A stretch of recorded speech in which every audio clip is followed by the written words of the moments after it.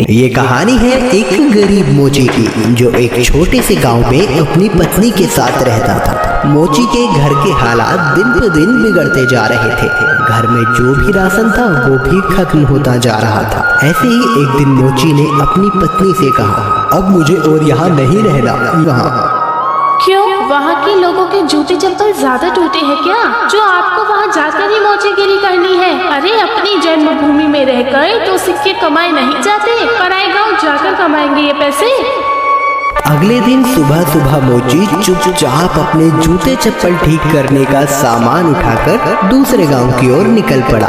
दोपहर होने तक वह पड़ोस के गांव माहुलबनी में पहुंच गया। हारा थका मोची जब माहुलबनी के बाजार में पहुंचा तो हैरान रह गया, क्योंकि वहां तो पहले से ही काफी मोची अपनी दुकान लगाए बैठे थे। अरे यहाँ तो पहले से ही इतने मोची अपनी दुकान लगाए बैठे हैं, ऐसे में मुझे अनजान मोची के पास ग्राहक कैसे आएगा?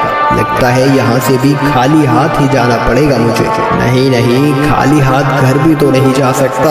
तभी मोची को ग्राहकों को अपने पास बुलाने की एक युक्ति सूझी। उसने अपनी दुकान लगाई और उस पर एक बोर्ड लगाकर बड़े बड़े शब्दों में लिख दिया, जूतों का अस्पताल। हमारे यहाँ जूतों का इलाज किया जाता है। नए जूते बनवा लो, नए जूते बनवा लो, या अपने पुराने जूते बिल्कुल नए जूतों की तरह बनवा लो। लोगों ने जब ये सब देखा तो उन्हें कुछ नया देखने को मिला। नए जूते बनवा लो, नए जूते बनवा लो, या अपने पुराने जूते बिल्कुल नए जूतों की तरह बनवा लो। जूतों का अस्पताल?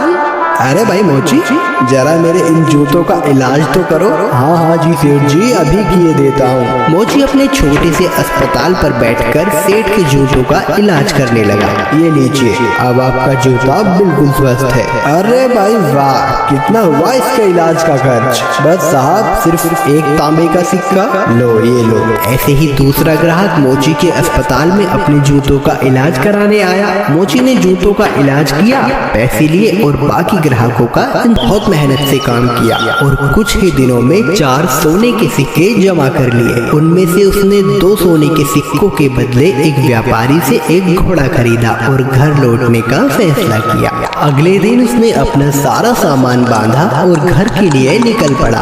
अपने रास्ते में उसे एक घने जंगल से गुजरना पड़ा, जहाँ उसने डाकुओं का एक झुंड देखा। हे भगवान, ये तो डकैत लगते हैं। ये डकैत मेरा सारा पैसा ले जाएंगे और मैं एक बार फिर से गरीब बन जाऊंगा। अब मैं क्या करूं? मोची बहुत चतुर था। उसने हिम्मत नहीं हारी और उसने एक योजना बनाई।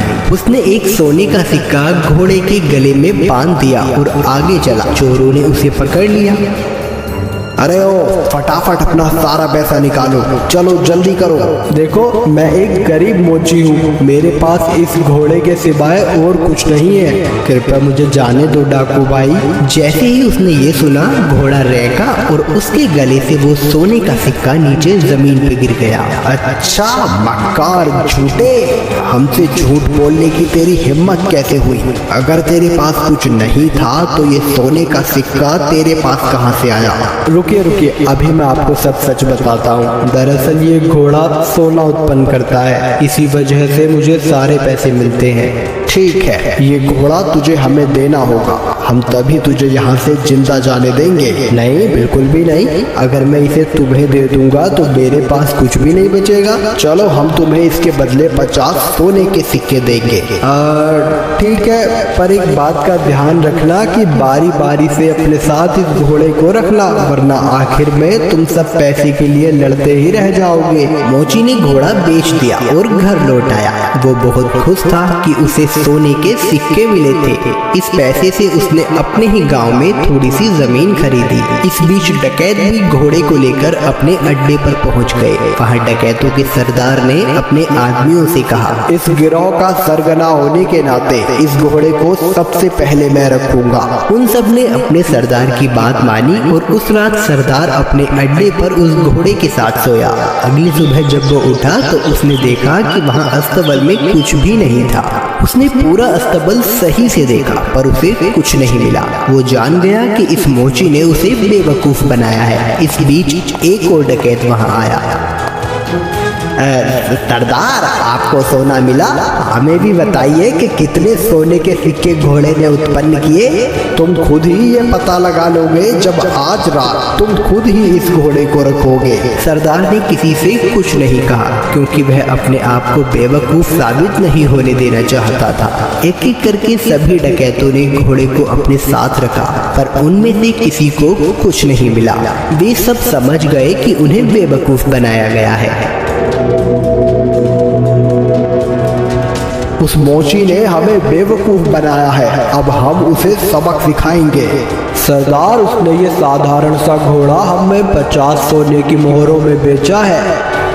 हम उससे अपना पैसा वापस लेंगे और हमें धोखा देने की जुर्रत की सजा देंगे। हाँ, चलो चलो।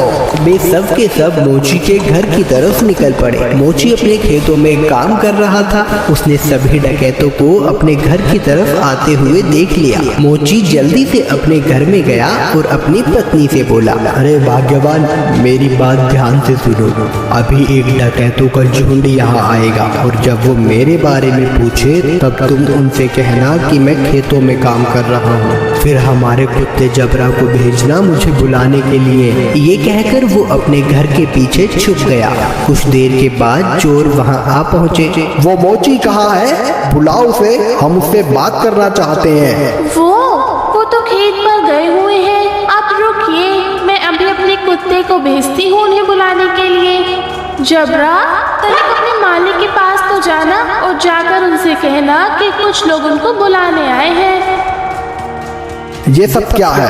क्या जबरा सचमुच तुम्हारे पति को यहाँ ले आएगा? जरूर, वो हर बात समझता है। जब वो खेत पर होते हैं और मुझे उनसे बात करनी होती है तो मैं बस जबरा को उनके पास भेज देती हूँ और जबरा मेरी बातें उन तक पहुँचा देता है। डकैत मोची की पत्नी से बात कर रहे थे, तभी मोची वहाँ आ पहुँचा। ओह डकैत भाई, आप आए हैं। जबरा ने मुझे बताया कि आप मुझसे कुछ बात करना चाहते हैं। हमें तुम्हारे इस घोड़े से कुछ नहीं मिला। तुमने हमें धोखा दिया, हमसे झूठ बोला। अरे आप कैसी बात कर रहे हैं? मुझे लगता है आपको कुछ तो गलत फहमी हुई है। आज जो कुछ भी मेरे पास है सब कुछ उस घोड़े की बदौलत ही है। अच्छा चलो ठीक है, हम तुम पर एक बार और विश्वास करते हैं, पर उसके बदले तुम्हें हमें ये कुत्ता भी बेचना होगा। अरे नहीं, बिल्कुल भी नहीं। मैं इस कुत्ते को तुम्हें नहीं बेच सकता। अरे चलो, हम इसके लिए तुम्हें 40 सोने के सिक्के देंगे। थोड़ा इनकार करने के बाद मोची सहमत हो गया कुत्ता बेचने के लिए।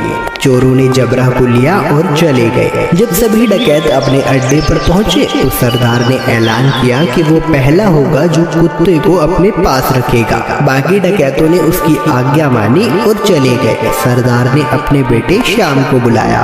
सुनो श्याम, मैं अब काम पर जा रहा हूँ। अगर मेरी जरूरत पड़े तो इस कुत्ते को मुझे बुलाने के लिए भेज देना। जैसा आप कहो पिताजी। कुछ देर बाद एक डकैत को अपने सरदार से एक काम आन पड़ा। उसने श्याम के पास आकर सरदार को बुलाने के लिए कहा, आप रुकिए, मैं तुरंत उन्हें बुलावा भेजता हूँ। जबरा, जा और जाकर पिताजी से कहना कि कोई वहाँ आया है उनसे मिलने। जबरा सरदार के अड्डे से भागा और बजाय सरदार के पास जाने के वो सीधा मोची के पास गया। जब सरदार घर वापस आया तब उसने देखा कि जबरा वहाँ नहीं था। वो जान गया कि जबरा जरूर अपने मालिक के पास गया होगा, तो वह अकेला फिर से मोची के घर गया। सुनो, क्या जबरा तुम्हारे पास आया हुआ है? हाँ, वो यहाँ आया है। मेरे ख्याल से उसे जरूर मेरी याद आ रही होगी। मेरी मानिए तो उसे थोड़ा सा समय दीजिए, अंत में वो आपको अपना मालिक स्वीकार करने ही लगेगा। सरदार जबरा को वापस ले गया और उसने अगले दिन उसे अपने साथी को दे दिया। जबरा सारे डकैतों के साथ एक एक करके रहा, पर वह हर दिन मोची के पास वापस लौट आता। सबने ये जान लिया कि एक बार फिर से मोची ने उनका बेवकूफ बनाया है। उन सब ने विचार विमर्श किया, इस बार हम बेवकूफ नहीं बनेंगे। मैं उस मोची को अब सबक सिखाऊंगा। इस बार सारे डकैत मोची के घर पहुँचे। उन्होंने मोची की एक न सुनी और मोची को एक बोरे में डाला और उसे लेकर वहाँ से चल दिए उसे सबक सिखाने का। सरदार गर्मी बहुत ज्यादा है, क्यों ना कुछ देर यहीं आराम किया जाए। सरदार भी उसकी बात मान लेता है और मोची को वहीं छोड़कर मंदिर में आराम करने के लिए चले जाता है। सुअरों का एक झुंड वहाँ से गुजर रहा था और जब मोची ने सुअरों के झुंड की आवाज सुनी तो मोची को एक उपाय सूझा और उसने तेज आवाज में चिल्लाना शुरू किया। मैं ऐसा नहीं करूँगा, मैं ऐसा नहीं करूँगा, मुझे छोड़ दो, मुझे जाने दो। सुअरों के मालिक ने उसकी आवाज सुनी और वो उसकी ओर आया। अरे रुको रुको, क्या हुआ? तुम क्या नहीं करोगे? किसने तुम्हें इस बोरे में डाला? वो मेरी शादी जबरदस्ती जमींदार की बेटी से करवाना चाहते हैं, पर मैं शादी नहीं करवाना चाहता। क्यों भाई, क्या तुम पागल हो? अगर मैं तुम्हारी जगह होता तो मैं यकीनन उसकी लड़की से शादी करता। अगर ऐसी बात है तो आओ, मैं तुम्हें बोरे में डाल देता हूँ और तुम जाकर उसकी लड़की से शादी कर लो। सचमुच? बेशक, लेकिन पहले मुझे बाहर तो निकालो। सुअरों के मालिक ने मोची को बोरे से बाहर निकाला और खुद बोरे के अंदर घुस गया। मोची ने उसे बांध दिया और उसके सुअरों को लेकर वहां से चला गया। शाम को डकैत मंदिर से बाहर आए, बोरे को लिया और चले गए।